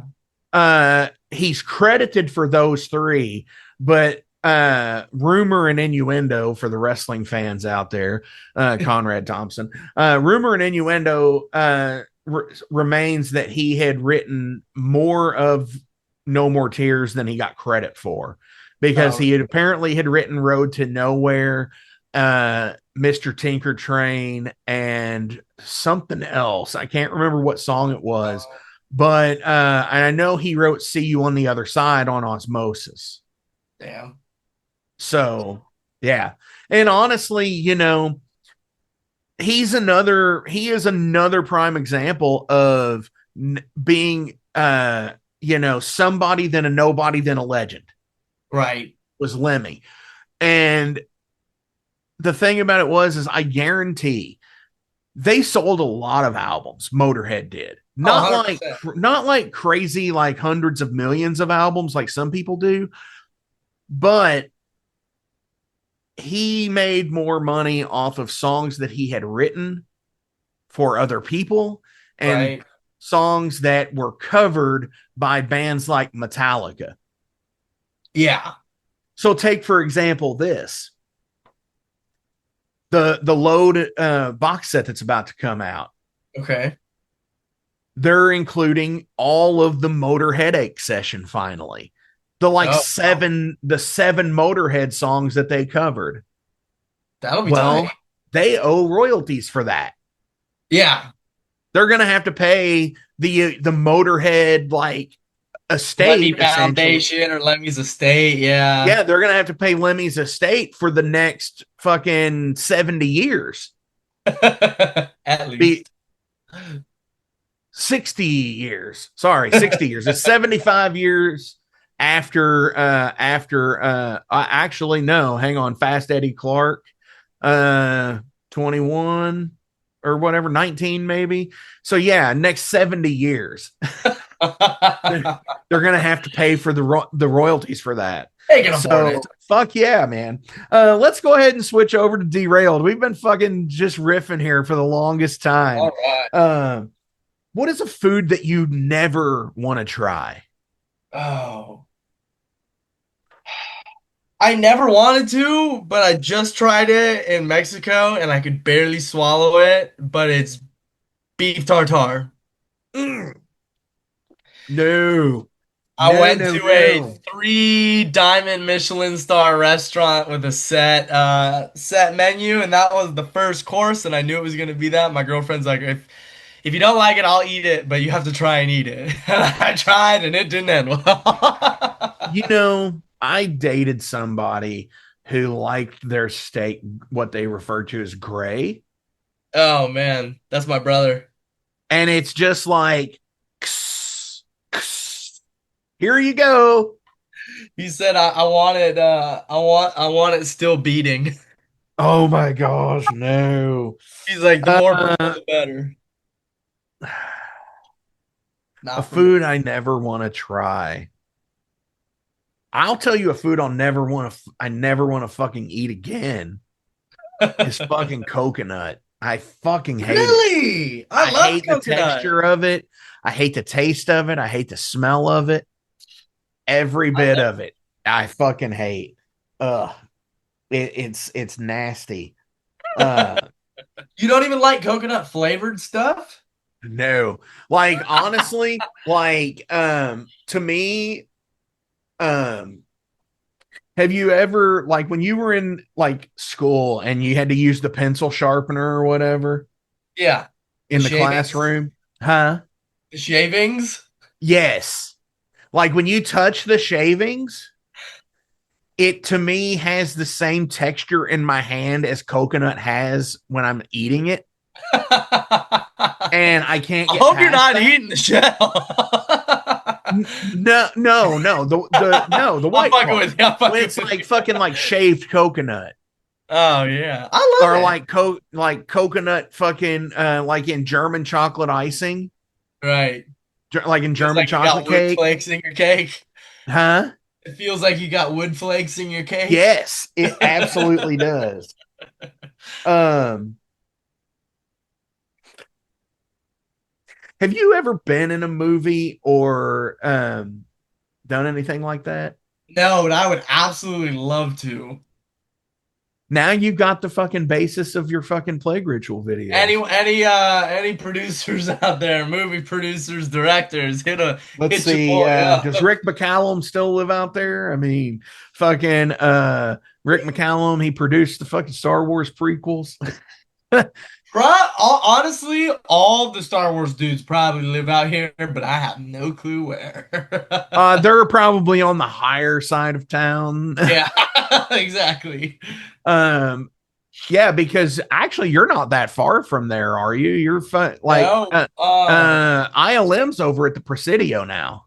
Yeah, so I'm about in 45 minutes from San Francisco. Pixar's over in Emeryville, so that's maybe like 30 minutes. And then Skywalker Ranch is I want to say like an hour and a half, maybe 2 hours away. So all that stuff is pretty their headquarters are pretty local. They're within two Sure. hours. Yeah, Pixar. I believe where the ranch is now is still in Marin. Uh Yes. Yes. it's in Marin and it's I know the it used to be Lucas Valley Road. It's still called that. So yeah, that's about 40 minutes from where I live. Not terrible. Hell yeah. That's a total fucking commute. You could dude, go apply for that job. Fuck. I What is your day job? work for Frito-Lay. That okay, so I sling I thought chips. you actually because you used to post a lot of food pictures. I don't know if you still do I used to be a because things Safeway get lost manager. in the mix. I used to be a store manager for Safeway. Okay. Hell What do you yeah. have out there? Randall's? No, we have Frito Lay. No, what's the I'm trying to think of what Safeway's counterpart would be out there. Safeway, Yeah, the Safeway, Vons, Randall's, Tom Thumb. I don't know what you guys have in Kentucky. dude. We have Kroger here. Oh, now Kroger dominates that market. Yeah, we have so much fucking Kroger. Like, I have one that's like 3 minutes up the road. I have one that's 13 minutes up the road. I have one that's 15 minutes up the road. I mean, it's fucking a lot. Yeah, they Uh, dominate. and then I could go over to Louisville and hit about another 20 of them or 30 of them, probably. So yeah, I drive Um, a truck and do sales for Frito-Lay. Fuck yeah, man. I know some people that, that have done that here for Frito. So hell yeah. Our It's bassist does the same thing. Yeah, we work together. It's chill. It's a cool hell job. yeah. I like it. Dude, a few years ago they had the Modern Marvels food series and Frito was on there. How Frito Lay was on there and how the Fritos became the corn chip when they became a thing back in like the 20s Right. and shit like that. That was totally fucking rad stuff. But no, I was going somewhere with that, but I can't remember where. I thought it was crazy they just released a movie about how hot Cheetos were made. Yeah, dude, that stuff's interesting. Um, but yeah, let me give you some other questions here. What's your Yeah. biggest pet peeve? Oh man. Metal interviews. I'll do one music related and I'll do one music or one non-music related. So Hell yeah. non-music related, I hate when people chew hella loud with their mouth open. Oh Smacking their gosh. food around. Dude, I hate that. I'm sure with the fucking per capita of people out there versus here, I'm sure you got so many of that. Oh man. And then music related, when you're playing a show and the opening band doesn't know what a set change is and doesn't know how to get their shit off the stage and takes hella long and then it pushes back the entire show and now the headliner loses time. That You know shit what? I will sucks. say that about any fucking body on the set. It doesn't have to be the opening band. It can Right. be fucking somebody who's 40 fucking years old that I've seen do this shit. Fuck those 100%. people. It Those generally people. it's the newcomers, and once you kind of just give them a hey, dude, like you just have a nice talk with them if they're newcomers, and if they're You know how I 45 and fixed they've the been doing this problem? for 20 years, then you just be like, bro, what are you doing? You know how I fixed the problem? How's that? I fucking on the shows that I book now, I fucking purposefully book a band who I know will backline shit. Oh, that's always good to have too. Trust me. It's like, hey man, do you mind playing our drums? I mean, we're gonna dude's gonna be playing two sets anyway. So just you in the middle, I mean, gives him a break and it doesn't have to tear down the kit. I don't backline. I won't let anyone use my gear unless it's a homie or a band we're touring with, because I had just replaced my tubes in my EVH 5150 100-watt head. Oh shit. Played a show, and this kid was like, "Oh, hey, can I use your amp? We don't have any other options." And I'm like, "Oh, sure, yeah, go ahead, just be careful." Well, they were the opener and we were the headliner. And he left my amp on the entire time, not on standby, and killed my amp.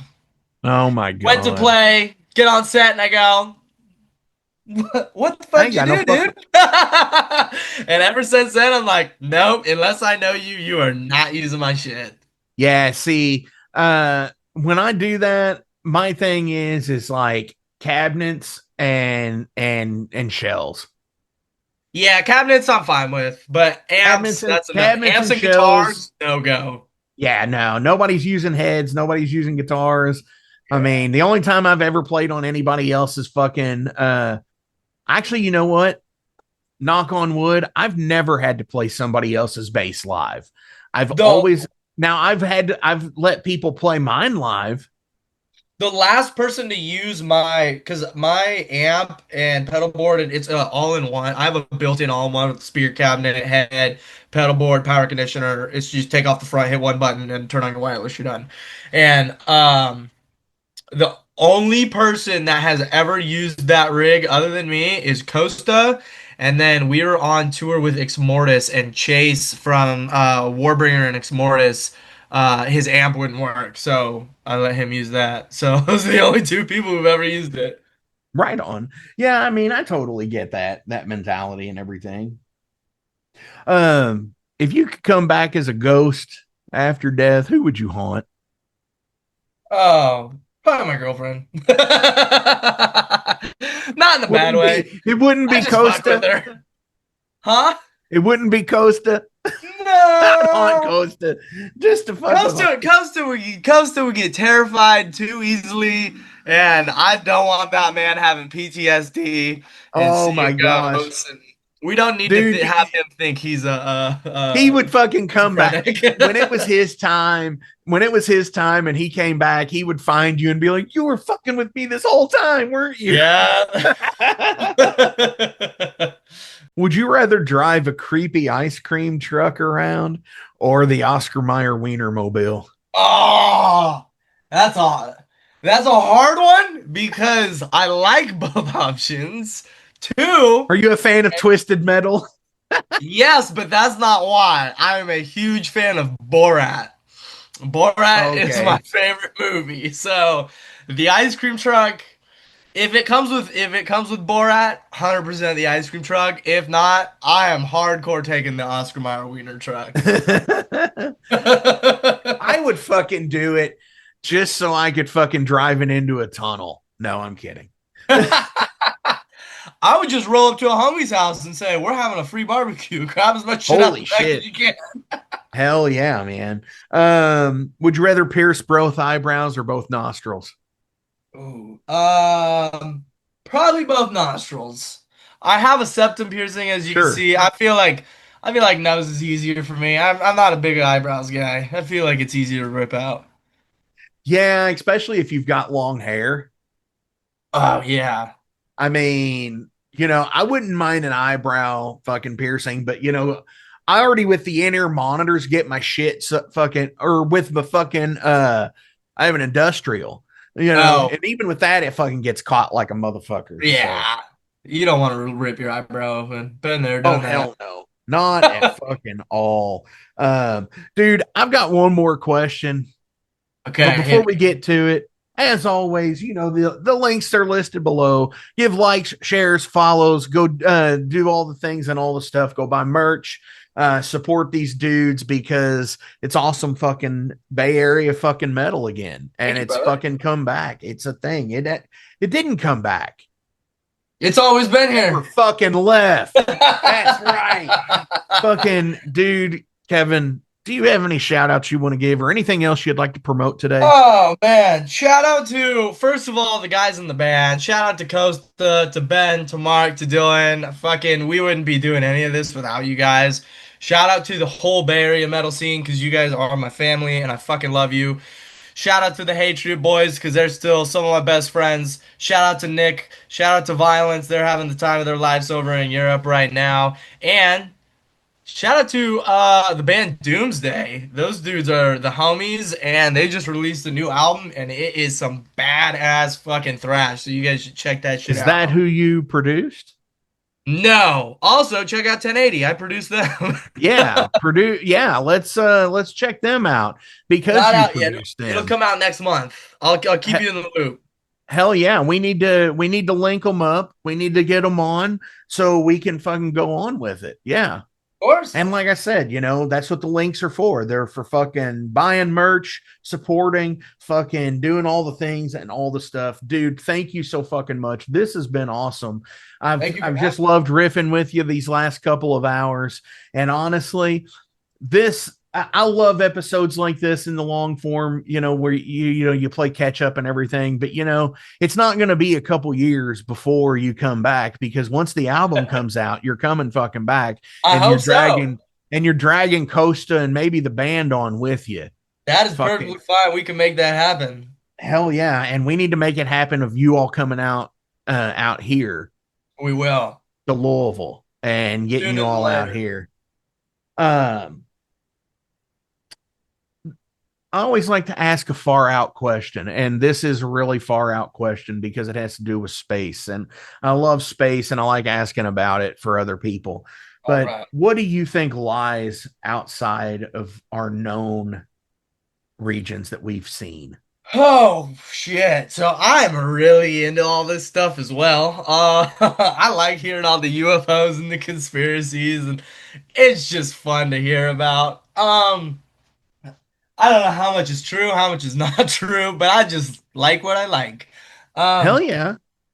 I don't know how true it is. I heard there was a video that came out the other day, someone talking about it, that there was a experiment done in Russia, and they said that they could see where the electron particles or something happen when you die, and they are able to take the whatever it is and write it into a code. Then they were able to attach the code to whatever those electrical things are. And they said they had the first study on someone, and then they said when they died, they found that electric code like 6 galaxies away in a matter of like a day. And they were like, that's not possible. So I'm like, they were like, when we die, Do we go to a different galaxy?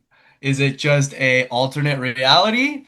Or does everyone go somewhere else? So I was like, I don't know, maybe every galaxy out there, shit out there is just a parallel fucking universe, and I think it just Maybe goes we on become and stars. on and on and on and on. That's what I think it is. You know, I think there could be life. I think 100% there's probably life out there sure, because it is. We don't even know how big it is, so it goes on forever. So the chances of there not being anything, I feel, is ridiculous. But yeah, I think it's either parallel universes that go on forever and ever and ever and ever, like when you hold up a mirror to a mirror, and or it's tons of planets and there's probably life somewhere fucking out there. sure. You know, like I totally think something like Stargate was attainable at some point. Yeah, I'm Yeah, like, fucking being able to travel between fucking galaxies through like a wormhole like that. Hell yeah. I'm totally there with you. And you know, the fact that it's streamed consciousness and such, that's where it's at, man. I'm totally down with it. yeah, I mean I heard about a thing about a supercomputer being so fast that it has to Thinking machine supercomputer. it dives into an it's so fast that they said it goes into a alternate reality to get the answers and they haven't figured out how it does that and blah blah blah. And I'm just like, we are, I think, so close as humanity to finding out something so extreme in the next, probably at some time in our lifetimes, Yeah, that in the next 30 to 40 years. we will see and or hear of something nutty. Whether it is, I think we're gonna get some nutty answers. But that's what I think. Hell yeah. Dude, thank you so fucking much. This has Thank been you. awesome. Appreciate it. Send metal to the dudes and we'll fucking get you guys on again here soon. Let's And send the it'll be plague fucking down grand your way. times. And we'll totally do even a longer form version. Like, we can do whatever you like. I'm easy. Hell yeah, man. Fucking what else are we playing on the way out today? Oh, let's do Behind the Knife. That's a fast one. That's a fun one. Behind the All knife. right, brother. Thanks, brother. See you soon, brother. Thank you. The truth is a fucking knife. It cuts deep and it cuts both ways. Which end of the buck knife are you holding? The handle or the blade? You don't even know. I'm not a bad man. I'm just another lost soul, searching for forgiveness in this wicked, wicked world.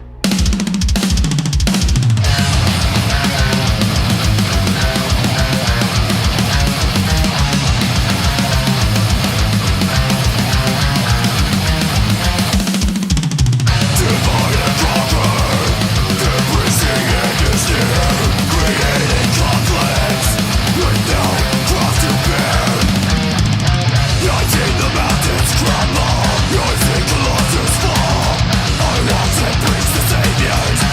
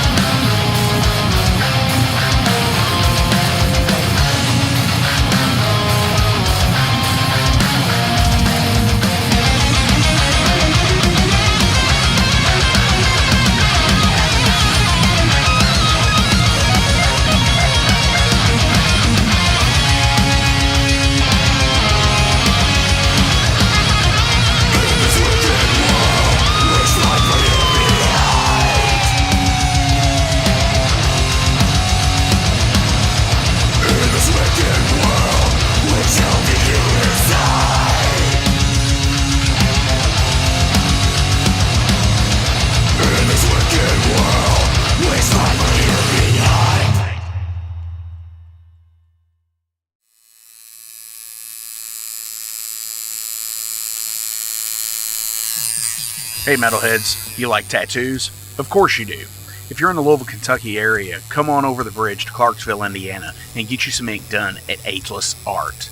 If ink isn't your thing, they have a piercing studio as well. Visit agelessartclarksville.com to see some frequently asked questions, meet the staff. The shop is open Monday through Thursday, 12 to 8 p.m., Saturdays, 12 to 10 p.m., and Sundays, 12 to 6 p.m., all appointment-only spots.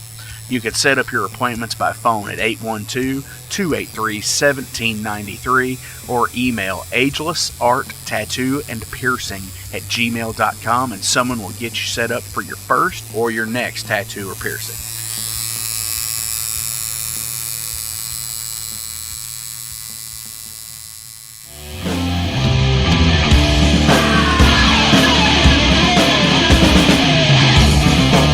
Hey metalheads, after going to a rager, what's your ultimate go-to? Mine is totally pizza. So when Overload is playing or I'm promoting the Metal Forge live showcases or the big goddamn metal show, I go to Pizza DoNisi. Pizza DoNisi is gourmet artisan pizza from right here in Louisville, Kentucky. It features things like the pizza of the month, the sandwiches, and also vegetarian and vegan options, which is so totally fucking cool for all of it's awesome pizza. You definitely want to go. Hey, and also from time to time they do cannolis. Oh, so fucking good. You know what they said, man? Leave the gun, take the cannoli. Yeah, just like that in Godfather. They're located right next to the Mag Bar at 1396 South 2nd Street. So either stop in or call in at 502-213-0488. They're open till midnight. The witching hour. Heineken? Fuck that shit! Pabst Blue Ribbon!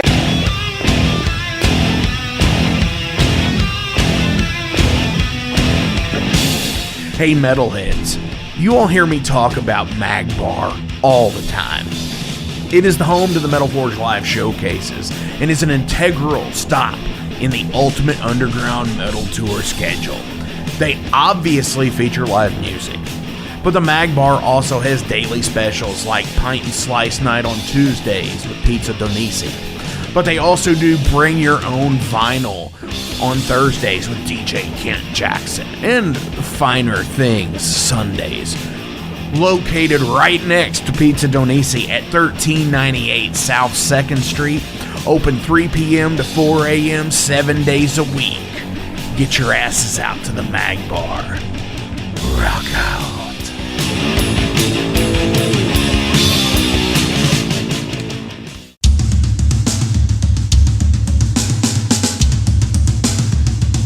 For 45 years in keeping Louisville weird, Electric Ladyland has been there for all your eccentricities.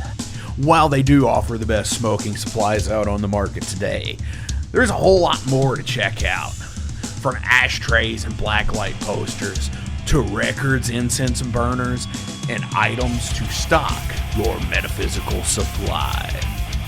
They are open from 10 to 10, 7 days a week. Located at 2325 Bardstown Road in Louisville, Kentucky, and at electricladyland420.com. Roll out.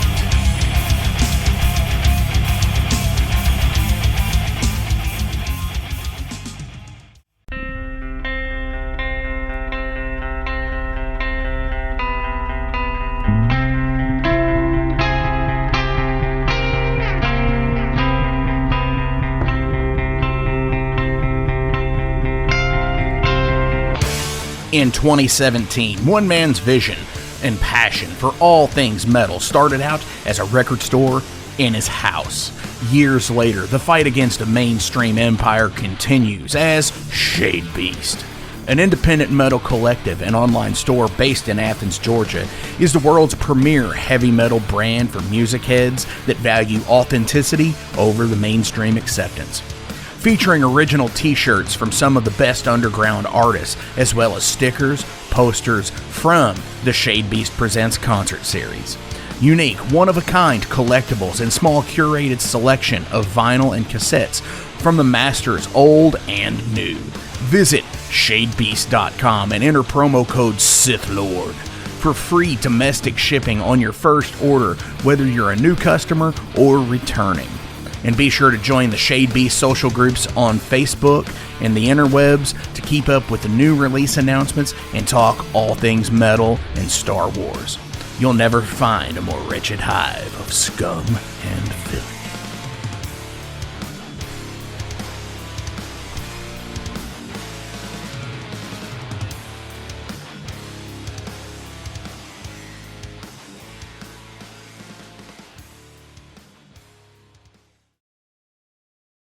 Welcome to the night. You think you know Night Demon? Then the Night Demon Heavy Metal Podcast is for you. Step into the darkness as we peel back the curtain to give you an unprecedented, all-access look into the mind and the heart of the demon. We're talking band history, song analysis, studio anecdotes, stories from the road. It's everything a diehard Night Demon fan could want and more. This is the only place to learn the inside scoop, the deep dive trivia, the untold tales from the band members themselves and those closest to the Night Demon story. Need more? The Sacred Night Demon Crypt will be pried open to reveal demo recordings that have never before seen the light of day, all with in-depth commentary by the band and the people who were there for the writing and recording process. This is a gold mine, a treasure trove of all things Night Demon. Head over to nightdemon.net or wherever you listen to podcasts.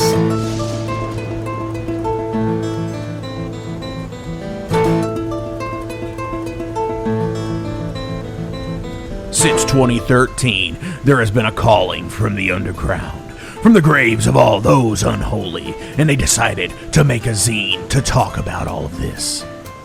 Soul Grinder Zine! An independent metal zine to keep you informed on all things metal and horror from the underground. Available in both print and digital formats, they're bringing you the best interviews and reviews out there today.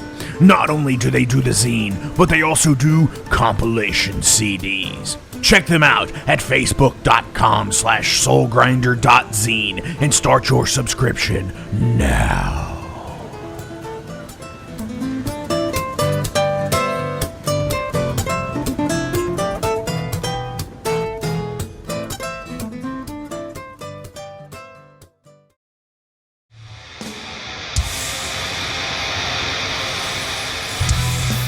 Hey everybody, let me tell you about the new sponsor to the Metal Forge, Unchained Tapes. They're an independent Pennsylvania tape label. They focus on extreme metal and punk with a killer approach to the tape scene. Visit their web store at unchainedtapes.bigcartel.com now to get your fill of tapes. And for being a Metal Forge listener, enter the code METALFORGE10 at checkout to get a 10% discount on your total purchase. That's unchainedtapes.bigcartel.com.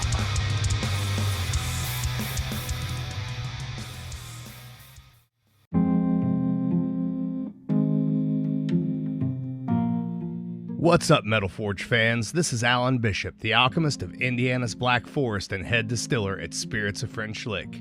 Do you find yourself drawn to the unexplained, fascinated by the Fortean, or enchanted by the paranormal? If the things that go bump in the night resonate in your mind, then tune into my brand new podcast, If You Have Ghosts, You Have Everything. Featuring first-hand accounts, collected stories, interviews, history, and speculation related to all things not of this world. Available now on Anchor, Spotify, Google, Amazon, and more. Sit back, relax, and remember, if you have ghosts, you have everything.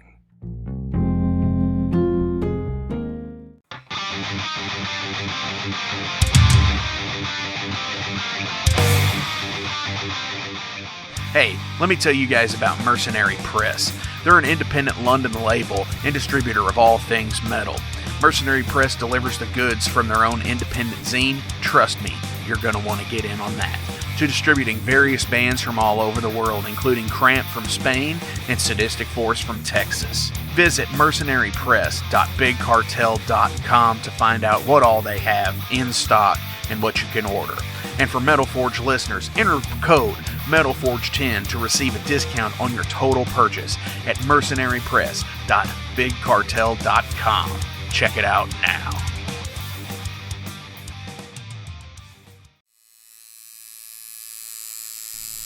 Hey Metalheads, it's with great pleasure I get to tell you guys about a new sponsor to the Metal Forge, Ageless Art, New Albany. After 20 years of owning and operating Ageless Art in Clarksville, Indiana, Phil Garrett had a vision for a new type of tattoo studio. Something that is clean and modern, sleek, refined, inviting. And he's done just that with Ageless Art in New Albany. You can find it at 2736 Charlestown Road, New Albany, Indiana, 47150. Business hours are Monday through Saturday, 11 a.m. to 7 p.m. Sundays are 12 to 6. All sessions are appointment only, so give them a call and go get you some new ink. Or if it's your first time, go get your first one, baby. In a broken wasteland, come to my fire and place your blood and steel upon